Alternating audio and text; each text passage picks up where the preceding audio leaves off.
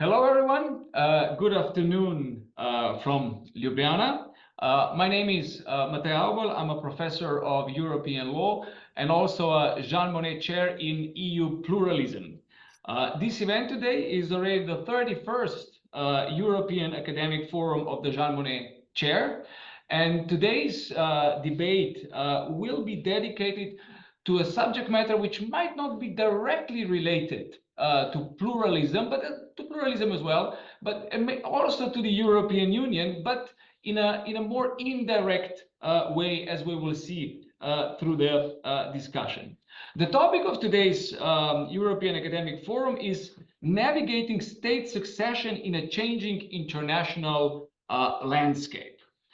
And the point of departure, and actually the trigger for this event, was a book that has been recently published by the in a cooperation with the Slovenian Ministry of Foreign Affairs and with the Faculty of Social Sciences of the University of Ljubljana. It is part of something which is called the Collection of International Law Studies.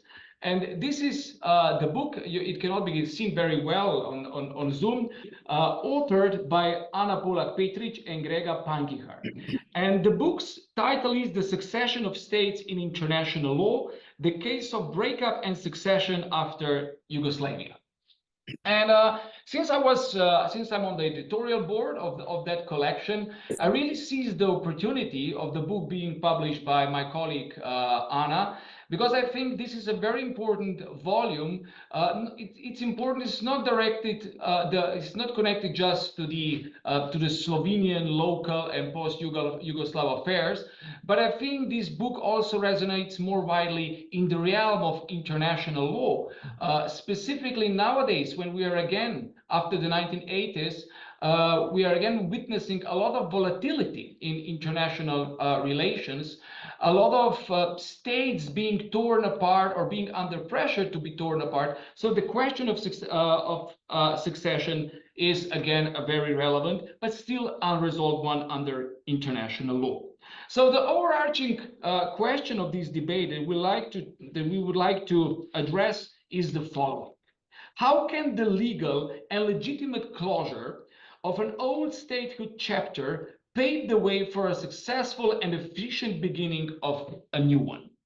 And I have to say I'm extremely privileged to have four excellent speakers joining me today from different corners of the world, literally.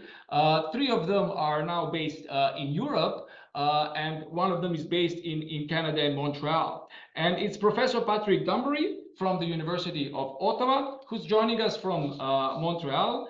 He's an academic in international law, but also a practitioner with years of experience, also practicing international law. He's written a huge number of articles and books. So somebody who's certainly very knowledgeable and who will be able to share his knowledge with us from his own, let's say, Canadian transatlantic perspective. On the other side of the Atlantic is Assistant Professor Andrzej Jakubowski. He holds a PhD from the European University Institute. I'm mentioning this because we are sharing the alma mater.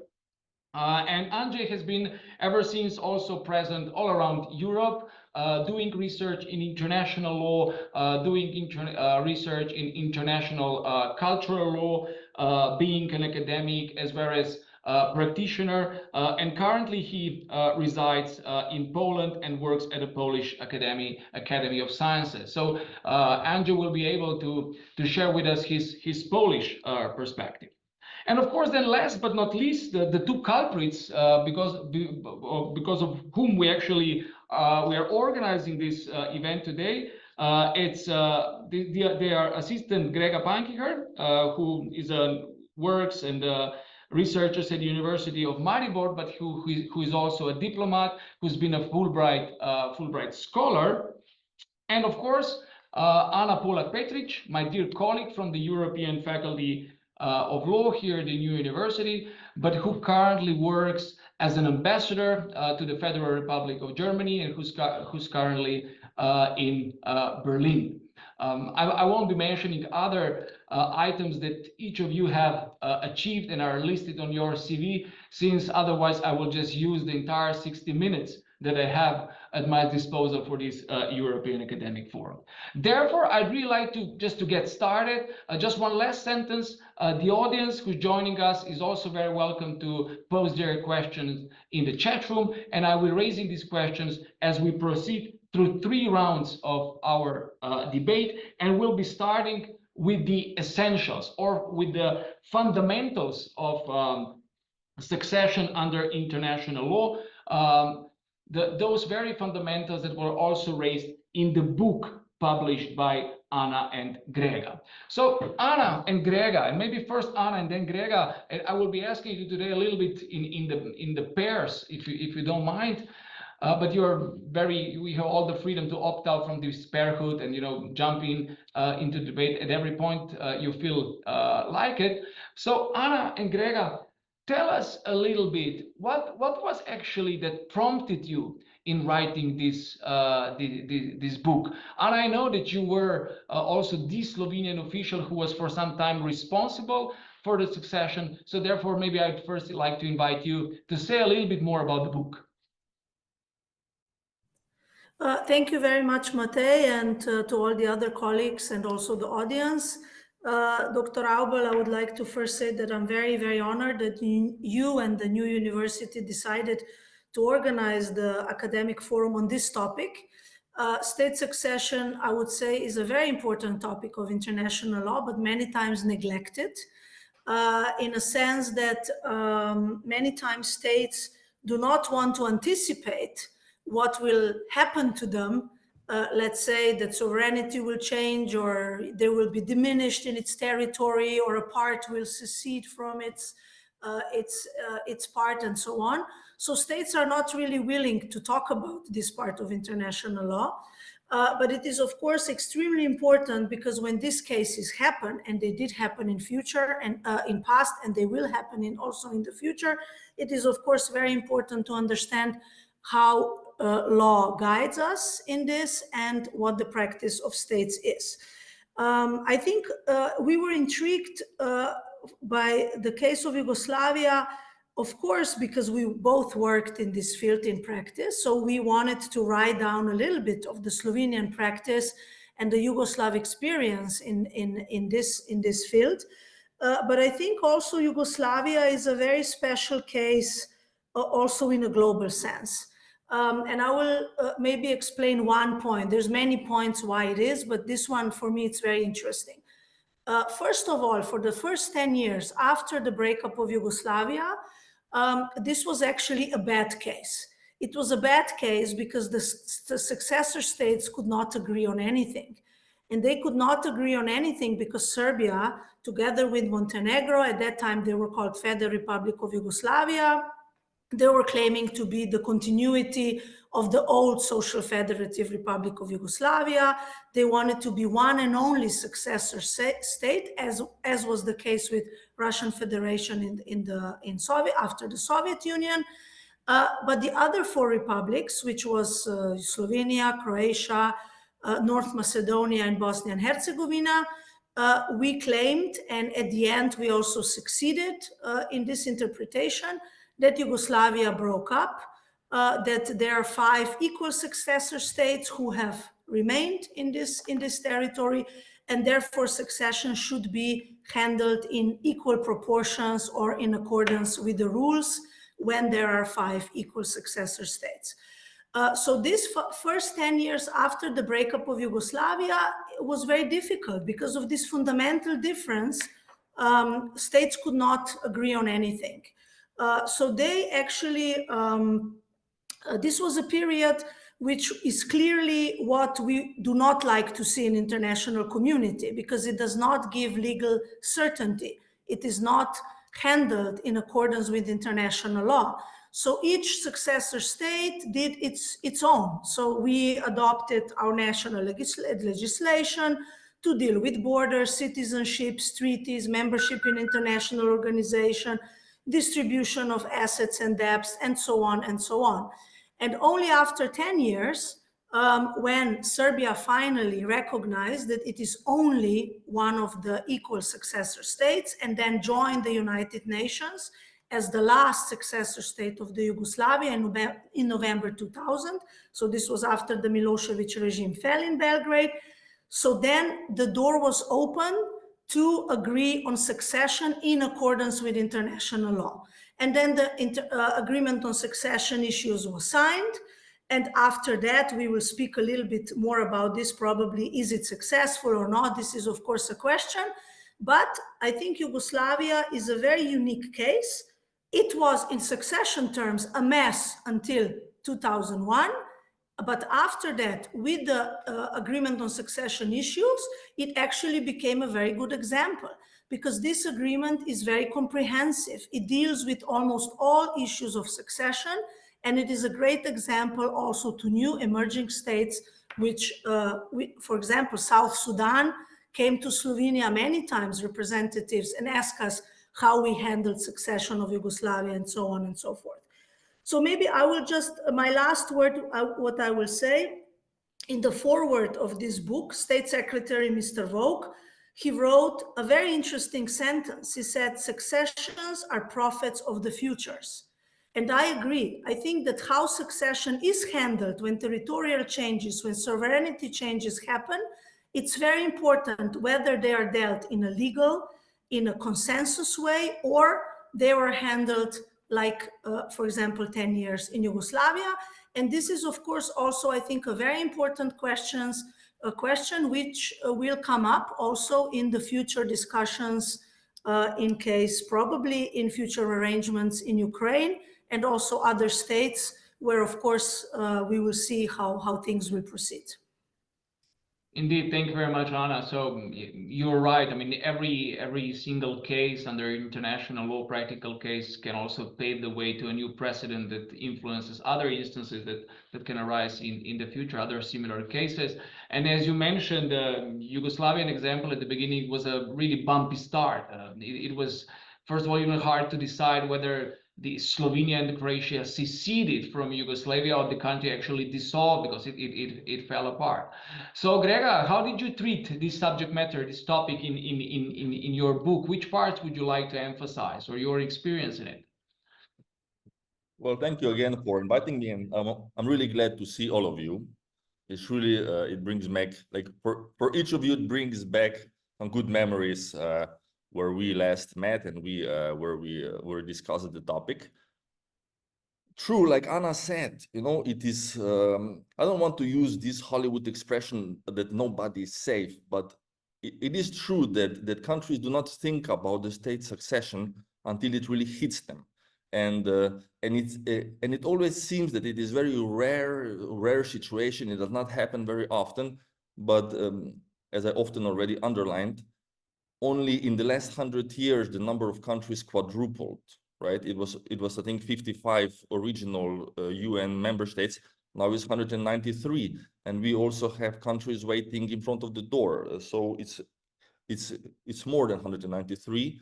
So it's almost 4 times more only in 100 years. Plus, there are always some turmoils behind the cover that we do not see, but every now and then they get to the surface. Like the last member of the UN, South Sudan, 10 years ago, a little bit more, but we still have Kosovo, and only in the recent last years we had several examples which could or could not become the examples of state succession. We have New Caledonia referendums, we have Bougainville referendums, we had the Catalonia voting, we had the Scotland referendum. You know, there are several examples.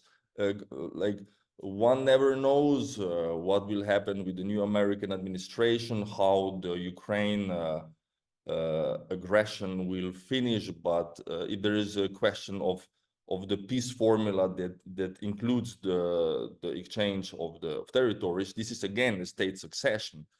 And the problem is that it is always for one or other reason, the idea is not very sexy, it's not very appealing. For example, even the Vienna Conventions, only one of them is already valid, and it has couple of, I mean, it has like 20 something parties. The second is not even, had not even stepped into, entered into validity yet, because it's not ratified enough.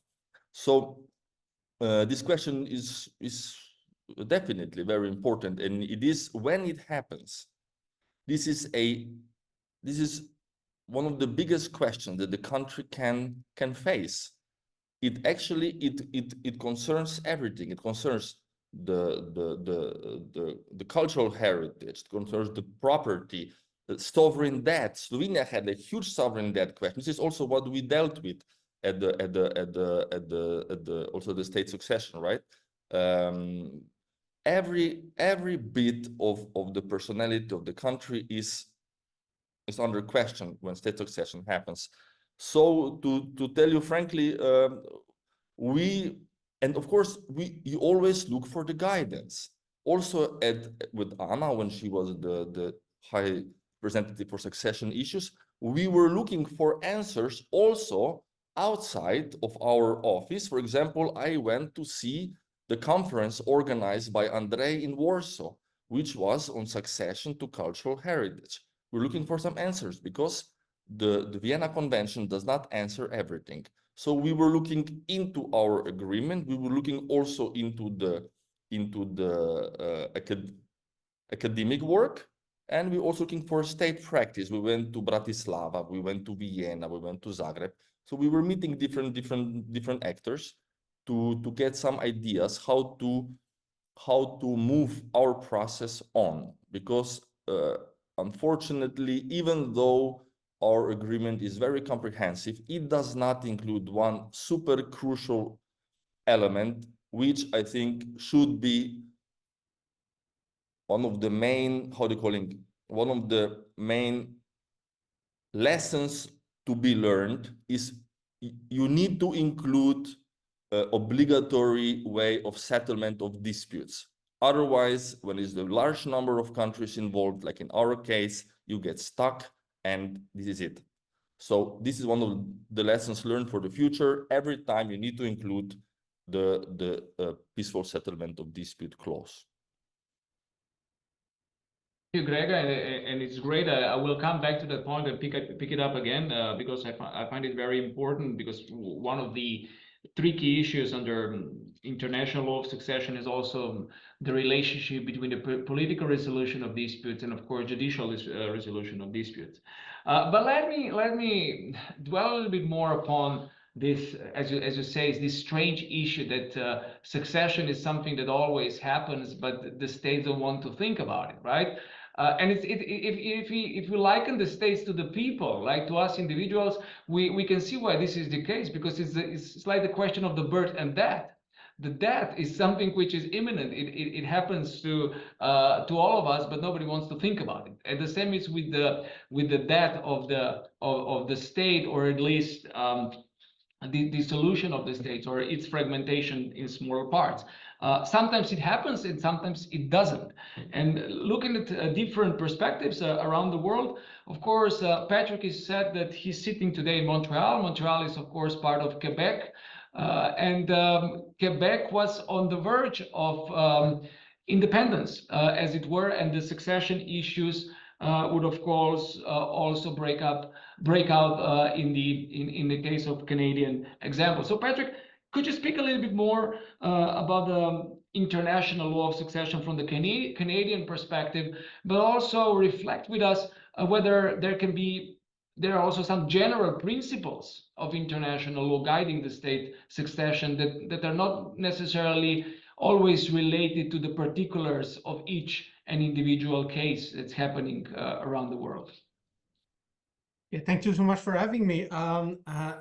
If you don't mind, the question about Quebec, I will answer it in the second round, when you said something about, where, how the, well, I may answer it in the second round. So in the first round, I think one of the question that was mentioned is obviously states do not want to bind themselves before an event of succession. And this is why, as Greg mentioned, this is why the Vienna Convention have not been very successful. And I think there is a growing tension in the context of current international relation, where states will be even more reluctant to bind themselves to obligation. And the good example is the in my way, in the way I see it, very disappointing experience of the ILC in the context of state succession to responsibility. And I don't know if you're familiar, but the work of Sturma, and you did a great work. These 5 reports are amazing. This will be very useful for states and for scholars. But the member states and the members of the commission, when they start realizing what was in the package, was in the draft articles, they did not like it. And the one reason why they didn't like it, it's because there was some sort of transfer of obligation from the old state to the new states. And once they realized that there was such a transfer of responsibility, they decided to change the language, the tone, and the content, and therefore there was no more obligation. It was simply a soft obligation to negotiate, a soft obligation to talk, and eventually arrive to some conclusion. So in the end, this really shows that states nowadays are really not they were never really interested in dealing with state succession issues in the first place. But in the current situation, and I'm standing next to the US border, so I have to be very careful. But in the new world of great instability we live in, I think state will be even more reluctant to, think about having obligation in advance of an event that has not happened yet. So, so the experience of Quebec, if I can come back to that, the experience of Quebec is really much linked to the US. So, for instance, when the project of Quebec independence was there was an election about almost 20 years ago. One of the most important issues was succession to treaties. And what is interesting is Article 34 of the Vienna Convention is widely considered to be not representative of custom. Okay, so Article 34 that says that the new state is bound by all the treaties, multilateral, bilateral, it's widely considered to be not representative of state practice. They've acted otherwise. So it's not real law in a sense. But Quebec decided that it was real law. Montenegro did the same, and Scotland did the same. And the reason is very simple. Quebec has the exports of Quebec are 85% going to the US. We need a free trade agreement. So Quebec needs to be bound by the free trade agreement that is existing between Canada, Mexico, and the US. So in other words, Quebec decided that Article 34 was now law for a very opportunistic reason, because our border is so close to the US and our economy depends so much on the US. So therefore, we picked the provision we like, even though it was not representative at all of customary international law. Thank you. Andre, what would you like to add to these that what we just heard? So that the states do not want to bind themselves in advance about the succession issues. That the international treaty is not actually part of the customary law, and in particular we are also interested here from Slovenia what has been the Polish experience, especially after the transition after the Cold War. Okay, thank you so much for having me here today. And first of all, let me congratulate you to all Slovenian academia on this cooperation between diplomacy, politics, and academia. And I think this is very unique. That really this is the exchange of views and experience between different fora in the state. And also I must say that I'm very in debt to Slovenian colleagues, because during my PhD I got much support from my research on Yugoslavia, also from Nova Gorica University, especially from Professor Michał Pogacznik, also explaining me the practice of the Slovenian agreement already like 15 years ago. So, but going to the questions. Okay, so maybe I will start from, like, very briefly.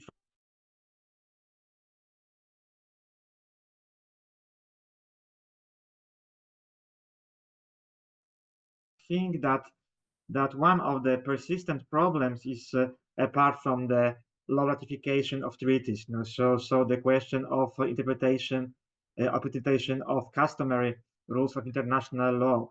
The other problems, obviously, is the very old question of responsibility for colonialism, exploitation, slavery, and the gross human rights violations committed before the consolidation of the law of state succession in 70s, 80s.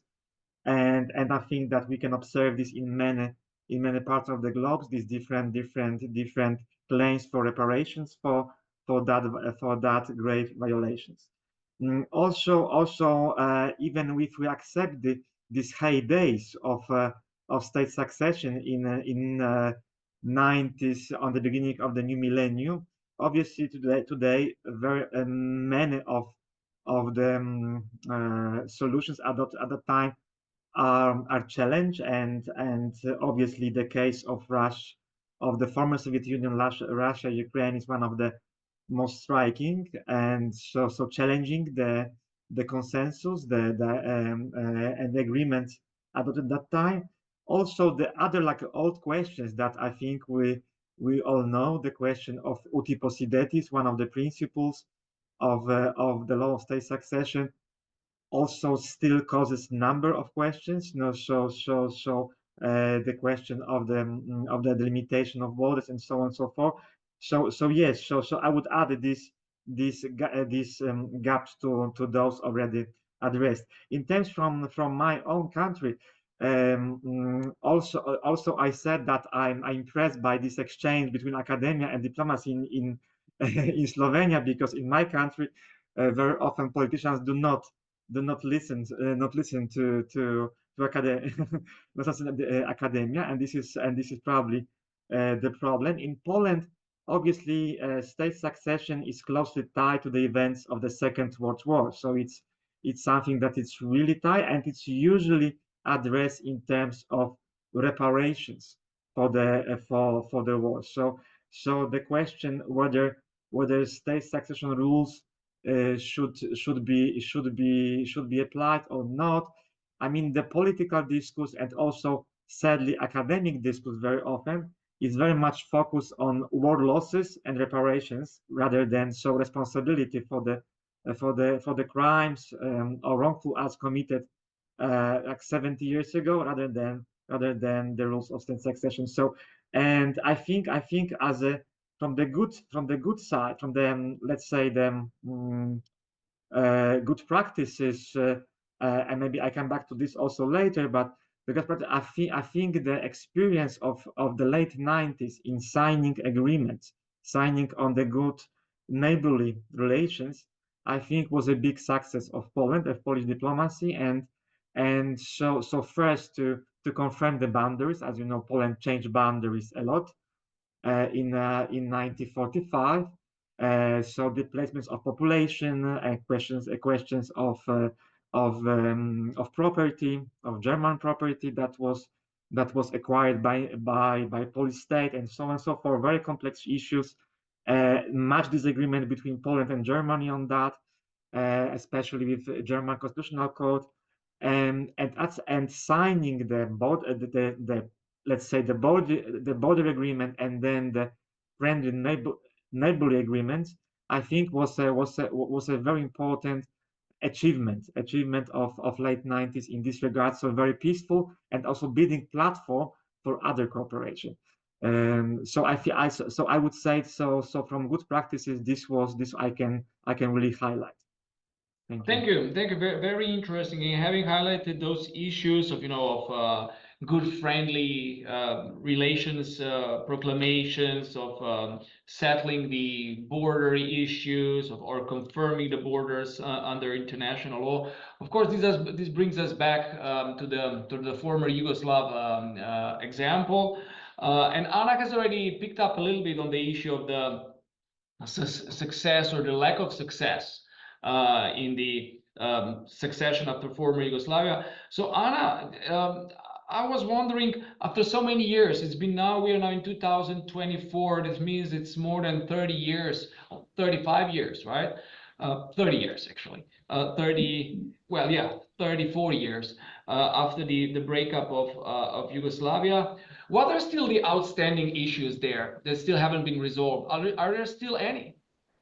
Yeah, there are many. So I don't think we have time to mention all of them. So I will simplify. Which ones would you like to mention that ought to be? I will a bit simplify maybe, or just mention a few of them. So this agreement on succession issues from 2001 did not include some of the succession areas. So it did not include borders. It did not include international treaties, succession or a question of membership in international organizations, and citizenship. And the last three were left out because they were handled individually. So they were settled by individual successor states by then. And the question of borders, as already mentioned, is handled as automatic continuity, as automatic succession, meaning that treaties which settle the borders remain as they are. And also in the case of Yugoslavia, the external borders remained intact, and the internal borders between former socialist republics became interstate borders in accordance with uti possidetis iuris principle, which was also already mentioned. But however, of course, the disputes on the borders do remain. Not all, so the socialist republics did have borders, of course, but because they were not external borders, some parts were not accurate, or they were not, let's say, agreed upon in total. So, you know, of course, the case between Slovenia and Croatia, which was handled by the arbitration agreement and the decision of the arbitration court. I will not go into this because that's a special topic.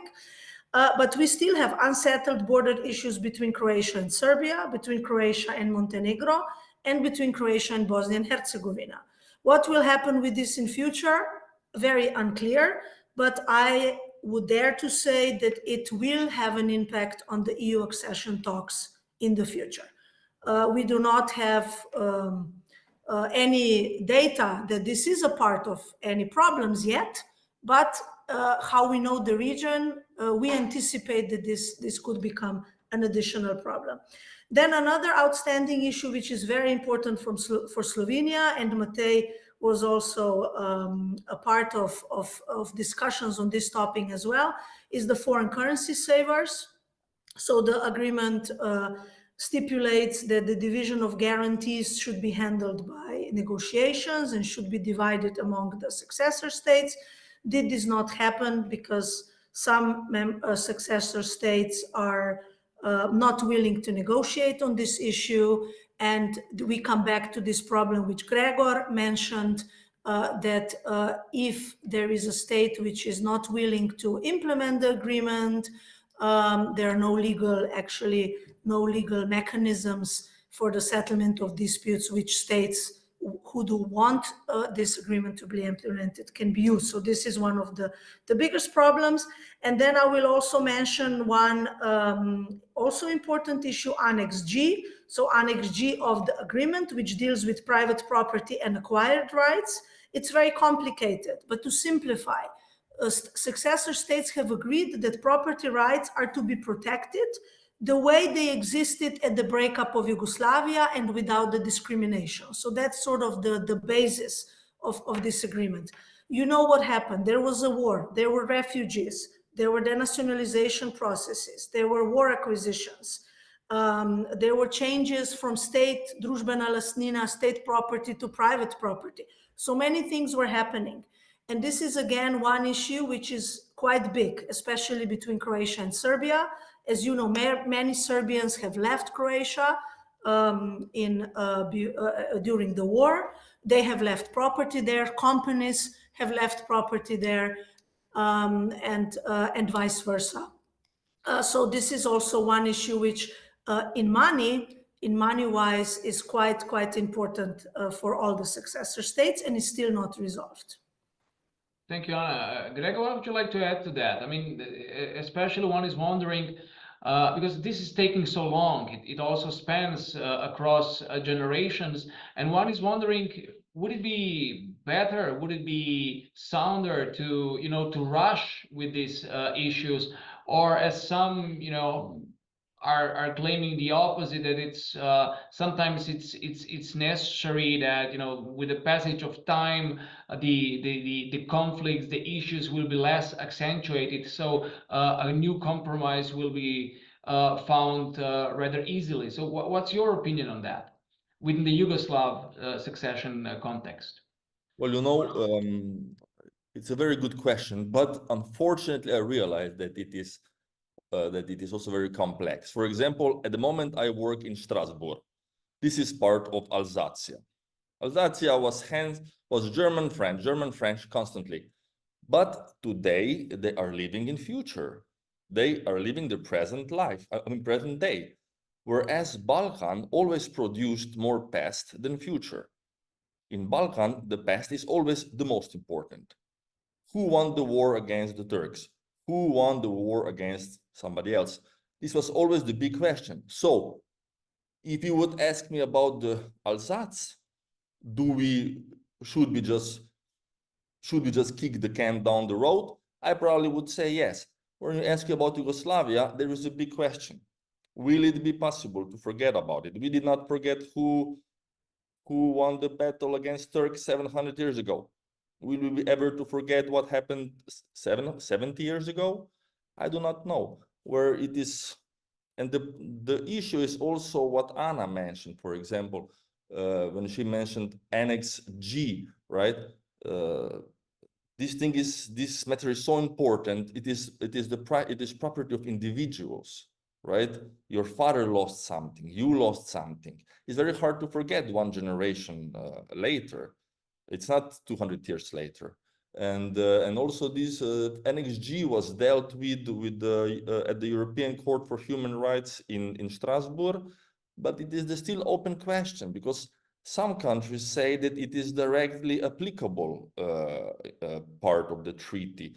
The court said that it's not, right? For example, where of course it is always the question of res judicata. It only matters to those two countries, but still, when the court will be dealing with the same question next time, will it be able to decide differently? So, and the second point that Anna mentioned is the hard currency. For example, the treaty itself, our agreement itself, says that we should negotiate in good faith. This already was the compromise, but because it was impossible to put anything specific in it, but it was said that we will negotiate at the Bank of International Settlements in Basel. But unfortunately, 10 years later, one country didn't cooperate. So what can you do?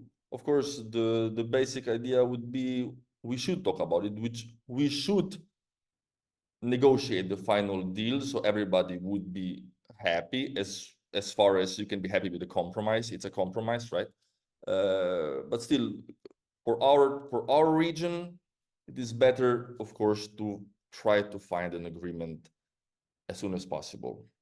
Thank you, Grega. Patrick, so we've heard and we do understand that, you know, succession can be also a huge political wound, a historical wound, a sensitive issue, and whose resolution then, you know, asks for a great deal and a high degree of political, legal culture, and you know, a lot of very nuanced approaches to things to be more easily resolved. But on the level of, to what an extent can international law help in this situation? We know that international law as such is not any legal order is a complete legal order and has all the answers at its disposal. But would you say that the international law of succession of states, as it currently stands, is it good enough, or are there any significant gaps that you know, that actually exacerbate the hard context in which the succession of states in political practices takes place? Yeah, it's a very good question.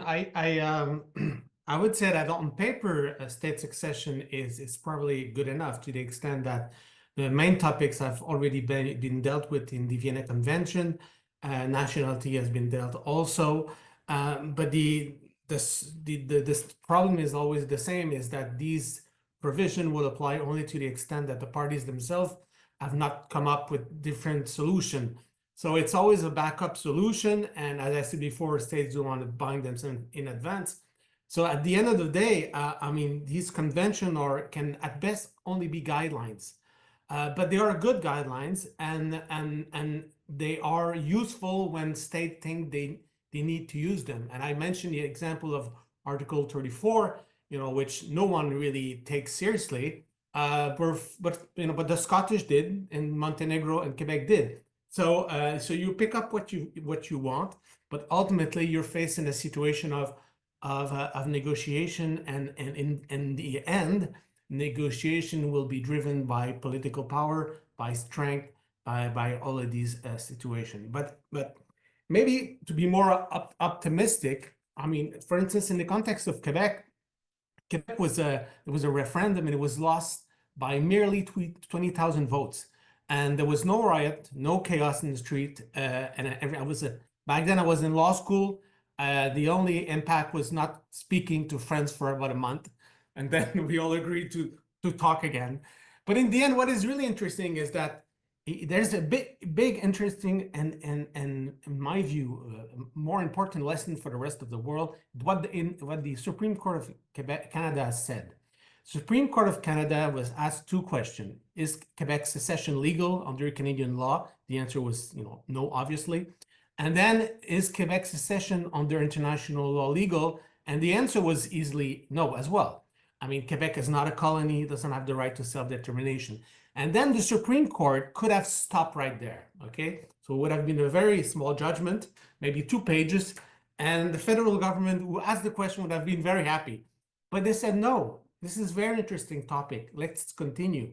And what they say is that even if, there's no right to secession, even if there's no right to independence, it can be successful when it works, when it's successful in the street, when there is effectivity, when the government has control over the borders, and when there's no chaos in the street, etc., etc. And when there is effectivity, even if it's illegal, then there will be sometime recognition, and then a new state will be created. And this is something really, in my view, truly amazing for the rest of the world, because it applies to every situation which is non-colonial. And the Supreme Court didn't have to say all these things, but it did, and this will be applied for, in my view, for the next 100 years. So this is, in a sense, a local court which went out of his way to explain to the world the situation. And in my view, the world should, the world is a better place with these guidelines than without these guidelines. Very good. So a local court, national decision, universalizable, basically in the realm of international law, and precisely what you said, this kind of guideline is directly applicable, for example, to the Catalan example.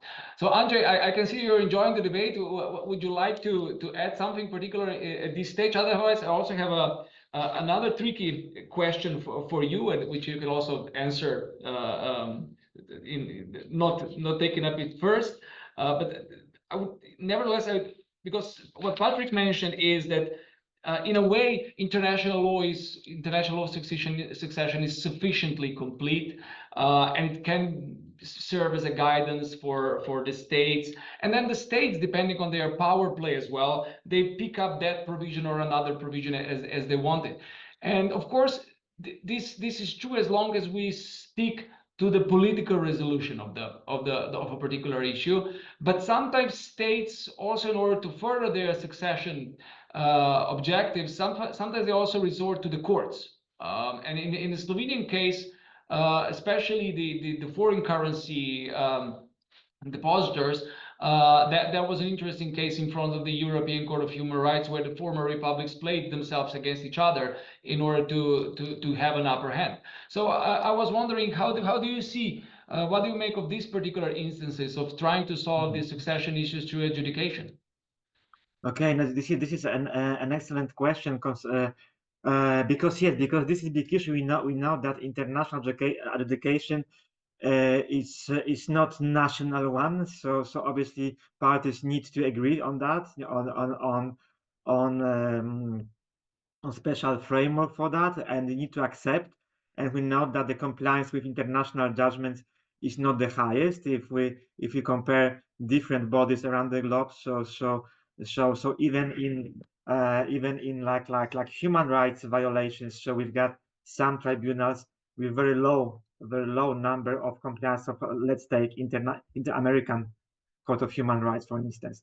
So this is, so it may sound at a good option, provided that all parties are on the same page and accept the decision. So for instance, when we talk about state succession and some judgments in the past, for instance, the famous case of the temple before the ICJ, so in the case of Thailand and Cambodia concerning the borders and also heritage sites, and the history and the memory of both nations.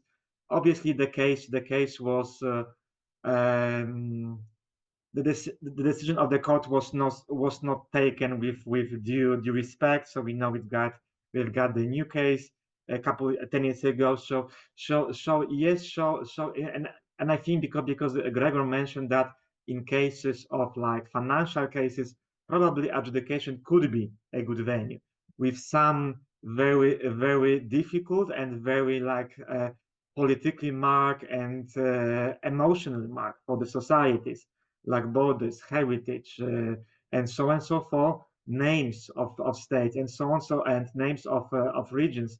This can be very difficult, and I can tell you that that's why I would like to come back to my very shortly to my previous answer on the Polish example. So I think what happened in Poland, because Poland was surrounded by all new successor states, now because we had New Germany, New Czech Republic, Slovakia, New Ukraine, New Belarus, and so on and so forth. So these negotiations were difficult, also concerning the fact that the borders were drafted in the very difficult moment, so were forced on that societies. And I think from this perspective, this very like a mild negotiations, and also putting much of the discussion at the level of good neighborly relations, and cultural cooperation, educational cooperation, so on and so forth, was like a smart move of all these states to go through this difficult moment in the history. Yes.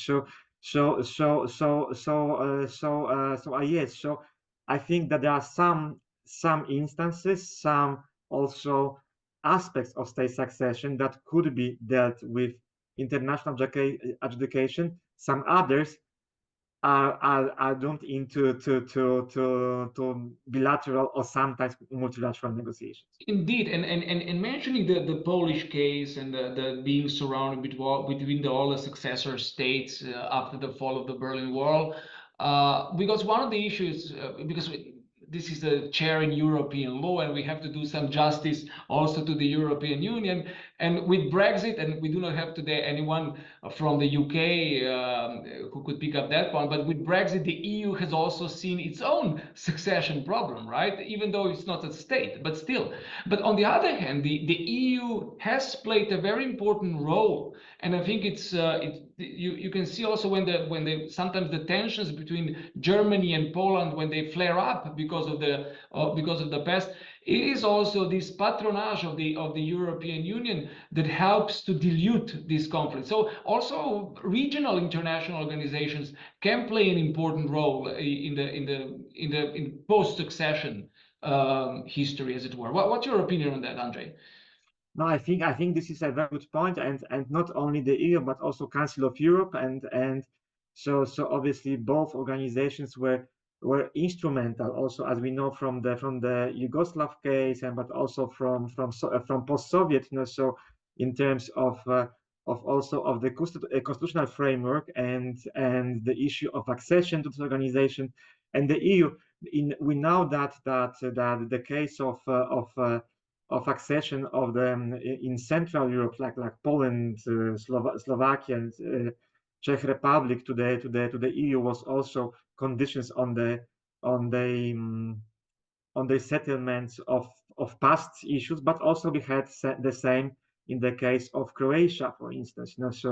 So not only the question of property, but also the question of the memorial sites, the question of people, displaced people, and so on and so forth. And border was important condition of Catherine Ashton was really pushing on that, as you may remember, on settling these kind of disputes with Serbia.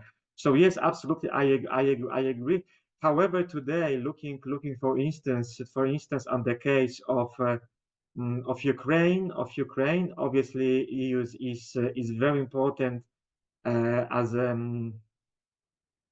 a major actor in the humanitarian aid, cultural aid, and financial aid to the country. But I'm not sure how important would be at the time of signing the peace agreements. I'm not sure. I think this is maybe the topic for another discussion. So Patrick, sitting in Canada from the North American perspective, would you say that the role of regional international organizations also, but not exclusively, of course, in the cases of state succession, is a European thing, given that Europe is an old continent marred by nationalism, fragmentation, many states, the empires which have then merged in nation states. Could the same story be told from, I don't know, from the South American perspective, from the Latin America, other corners of the world? What would you say? Well, I mean, in the context of Latin American independence, 1820s, 30s, 40s, these were completely different situations where there was no right to secession, there was no right to separation, there was no self-determination. These countries just went their own way in a rather very often chaotic manner, and then there was effectivity. This is a good example of what the court, Quebec, the Supreme Court said 100 years later, and there was no right. They were effective, and then eventually they were recognized. And no one is denying that Paraguay is a state now. For a while, it was not entirely clear if it would, what was the difference between Paraguay and Uruguay. And so, but now it's settled. So, but there was no international court. There were basically no rules, and effectivity, in a sense, work its own way. And effectivity takes over the lack of legality. And after a scope of, let's say, 20 years, things look very simple and clear. But the way you get there is very muddy and is very chaotic. So, what it says, in my view, for modern time, I'm a bit pessimistic in a sense that I'm teaching a class on the creation of state to my students, and I say to them, in the context of Crimea, for instance, I say the law is very clear, it's illegal, there should be no recognition on the one end, but on the other end, there's the effectivity on the ground, and I bluntly tell them that in 10 years' time, maybe I will skip the part of this is illegal, there's no recognition. I will simply focus on the effectivity because effectivity won. And this is troubling in a way. And it's troubling in a way also in the context of Morocco and Western Sahara. The occupation of Western Sahara by Morocco is illegal under international law, but they have won the battle. They have won the diplomatic battle. There will be in the states are more and more recognizing the sovereignty of Morocco over the Sahara, Western Sahara, and the states which had recognized Western Sahara, they are de-recognizing it. So Morocco has completely won the diplomatic battle with effectivity in a very soft way, which would have been impossible 20 years, 30 years ago. And now almost no one is debating whether or not Morocco should have, Western Sahara. So in a way, there's two things. The effectivity can be, it can be a solution for a peaceful solution, but it can also have the opposite effect of turning legal event into, well, normalizing them in a way into legal situation. Indeed, thank you very much for making this point. It's indeed, it's really the normative power of the factual. Effectivity matters in the end. It can be matter for a good purpose or for, it's a too strong word, evil one, but it goes in both ways. So as we're coming gradually to a close of today's forum, it's always necessary to look a little bit into the future on the basis of the experiences of the past.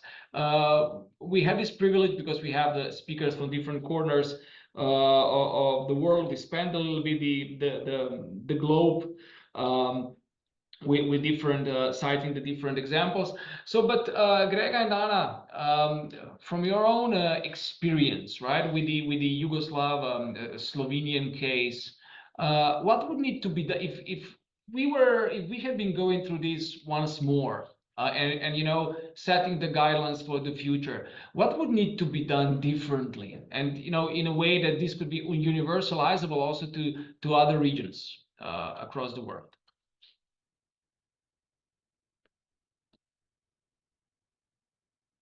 In other words, what have we learned from this for the future?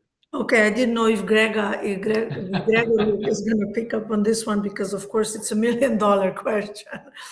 I think that in a sense, I think that the Yugoslav experience is of course a very unique one, also because of the tragic war which accompanied the dissolution of this state.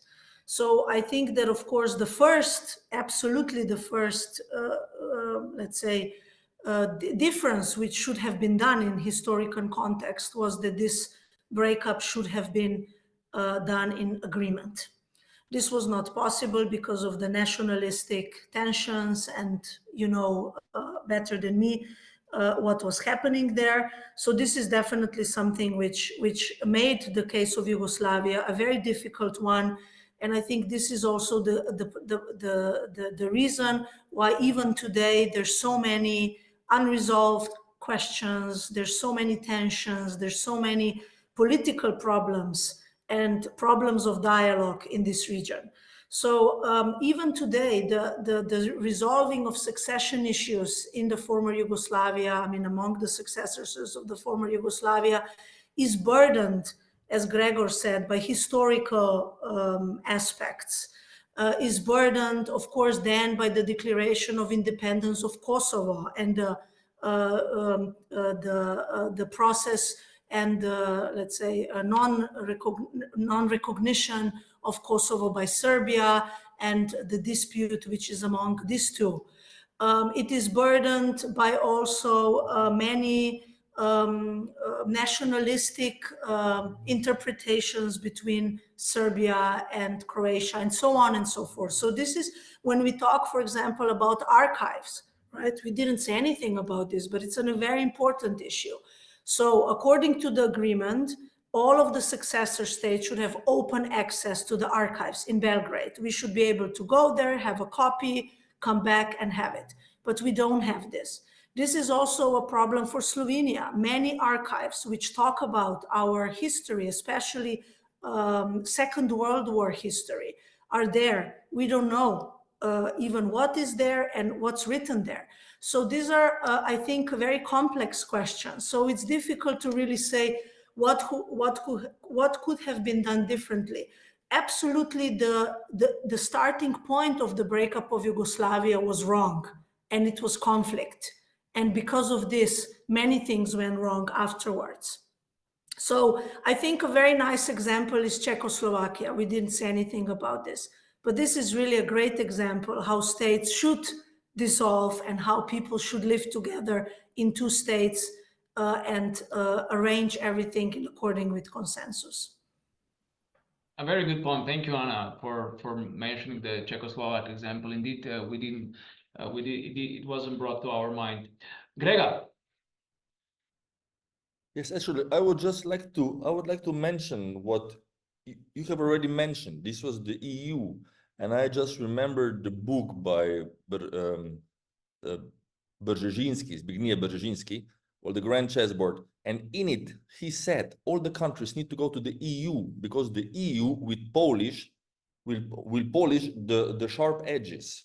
This is exactly what the EU does. When we are under the umbrella, some issues are just put aside, right? Are put aside because of the bigger interest, the higher goal. And so also what could have been done differently or what should we do from now on, right? So the international community was always very big, was very important in the case of the dissolution of Yugoslavia, right? We had the Conference for Yugoslavia, with the Badinter Commission, Badinter Arbitration Commission, and it was following all the dissolution, right? It gave the opinions, it confirmed that Yugoslavia dissolved, it broke up. And then also after the Dayton Agreement, we had the Peace Implementation Commission, whatever. So, you know, it was with us all the time, international community, European community, and until the signature. Because after that, the community thought, now you guys are set for the future, just do it, right? Of course, then the war on terror happened, many different other elements started to unroll. So we were not in the focal point anymore. And obviously, we didn't do as good as we were expected to do or as we expected to do. So Slovenia is also now, Slovenia is, as you know, the EU commissioner is for the enlargement. Slovenia is a very big supporter of the enlargement, of the EU enlargement, which would also go somewhere in the line with what Brzezinski said, right? The countries need to be in the EU. And Slovenia also adds regularly to the EU enlargement conclusions. And in the EU Western Balkan Summit declarations, we added there that the succession issues should be dealt with in the process of enlargement. Thank you, Gregor, for mentioning that. Sorry, Andrei, Matej, sorry, if I may just come back on this, I'm sorry to jump in, but I sure. think because also you were discussing about the role of the EU and Council of Europe and so on in this area. I have to say that Slovenia's experience is quite disappointing in this sense. We have done a great effort to explain to the European Union and to many commissioners and to many experts in the European Union what settling of succession issues means for the future and for the enlargement process in the Western Balkans. And I can tell you that we are barely heard, barely heard. I think the European Union is not really capable of understanding how important and how rooted these causes of unsettled succession issues are in the region. I just wanted to mention this. Thank you. Yeah, that's a very important point, and it's an accurate one. It's and we're happy that you brought it up, and it's something that, you know, if indeed the EU enlarges to way more to the east, taking Ukraine, Georgia, Moldova, and the rest of the Western Balkans on board, these issues will be very burning ones and will need to be resolved. So, Andrei, for you, for the future, if there was one thing to be improved on the level of international law in terms of state succession, what would that be? Okay, I mean, considering the different threats and also different risks with our international landscape. So because we didn't mention, for instance, the issue that some states may lose their territory because of the rising of the sea level now, and also we've had all these questions related also to access to water, and so on and so forth. So and for my point of view, because I work for the last couple of years as the chair of the committee on global governance of heritage of international associations. For me, this element of governance, so including also other actors than states in state succession agreements, could be an option. Obviously, this is a risky option, but I think those also groups representing communities and also those people affected by decisions, by settlements in relation to state succession should also be listened during negotiations. And I can give you example from the field I'm working on, so the field of heritage. So for instance, like excluding the communities, the stakeholders, usually results in a long list, as Anna said, of unsettled and very painful questions that accumulating. For instance, in the case of Poland and Ukraine, we've had a huge list of items that should be returned, exchanged, and so on and so forth. But on the local level, for instance, the communities on the both sides of borders agree on certain exchanges, but they cannot proceed with their local with their local interests and their local and the local agreements, because all the decisions are taken at the level of the Ministry of Foreign Affairs, and they rise the interest are basically at the at the bottom of the long list of different claims on unsettled issues. And I think from this point of view, making this human dimension more visible could be something that can complement the existing frameworks for settling state succession disputes. Thank you, Andrzej. And let me now finish with you, Patrick, because there's indeed something that you said and sort of sank in to my mind, and it's quite of a concern, given to the extent the existing liberal rule-based international order is at stake. This relationship between effectivity, which is eventually, it's not just about the power of facts, but it's about the facts of power and the relationship between power and the law. If international relations keep drifting into the direction where the power and the might will be more important than the law, and the good will prevail over the right, what will that mean for the international relations, and with the fact, as Andrzej mentioned, that some states they're losing their territory against international law. The international community is being critical about it. Is not recognizing it, and yet it's the fact. So, what do you think will the future bring in this field? Well, This can pave the path to our next discussion that we'll have in a couple of months. I know, but it's something that we cannot avoid in conclusion. I know, but I think we will all be very depressed after what I say. To be sure, I think it's I think we are entering a very dark period in terms of international law. There'll be more fragmentation. There'll be less trade, more closed borders.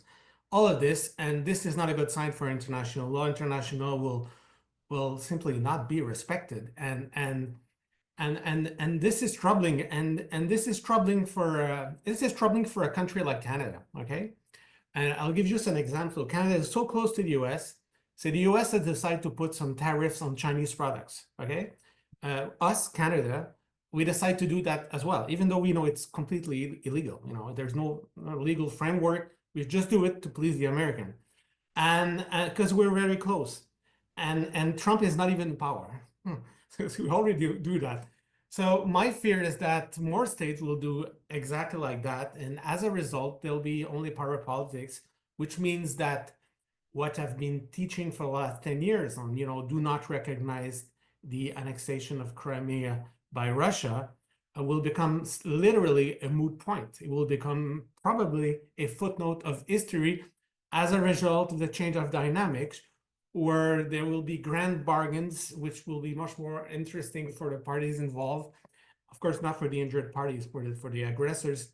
And as a result, international law will be less and less applied.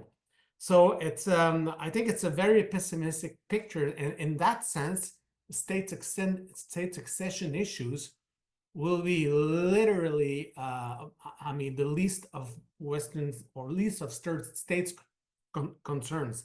Nobody will really care about succession to archives in the context where you have problems just respecting borders. So I'm rather pessimistic, and it's sad for international law and for those who are truly interested in state succession. I think it's not the best period to study this. I'm really glad that Grega, you wrote the book. It's done, so there will be no second edition.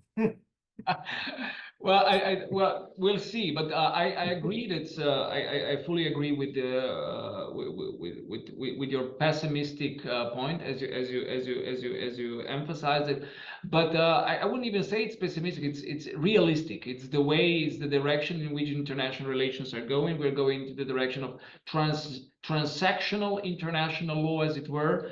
But I think it's for that reason alone, and precisely for that reason, it is important for us scholars to keep reminding ourselves and the community at large that nevertheless, no matter which direction the power shows, right, that there are at least certain issues that humanity has proven that are right, and that they should be respected beyond the different political contexts and the desires of the political wills, because history has taught us what happens once we resort to this kind of parochialism, to this kind of protectionism, to the closure of borders, to unilateral aggressions. This is something that's not sustainable not in the long run, for sure not, but not even in the short run. So for that reason, it was great chatting with you, and I really thank you for taking your time. I enjoyed it a lot. I'm sure that our students did and still will when they will look at the recording of this forum. And I hope that I will meet each of you soon, somewhere also in person. Thank you very much again for participating, and see you soon. Bye bye. Thank you. Thank you. Bye. Thank you. Bye bye. Thank you. Thank you so much. Thank you. Bye-bye.